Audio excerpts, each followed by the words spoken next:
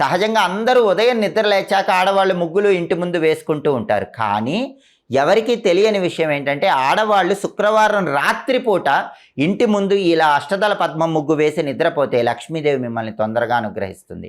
అలాగే ప్రతి పౌర్ణమికి లక్ష్మీదేవి భూలోక సంచారం చేయటానికి వస్తుంది. కాబట్టి పౌర్ణమి రోజు రాత్రి సమయంలో మీ ఇంటి ముందు ముగ్గుండేలాగా చూసుకోండి.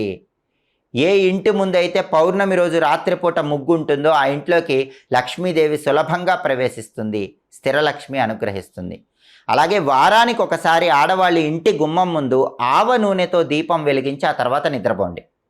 రాత్రి నిద్రపోయే ముందు గుమ్మం బయట ప్రమిదలో ఆవ నూనె పోసి దీపం పెట్టి ఆ తర్వాత నిద్రపోతే ఇంట్లో ఉన్న నెగిటివ్ ఎనర్జీ మొత్తం తొలగిపోతుంది, లక్ష్మీ కటాక్షం సంపూర్ణంగా కలుగుతుంది. అలాగే ఆడవాళ్ళు తప్పకుండా పూజ గదిలో రాత్రి నిద్రపోయే ముందు ఒక విధి విధానం పాటించాలి. ఆ రోజు పూజ చేసిన పూలుంటే కనుక వాటిని మొత్తం కూడా చక్కగా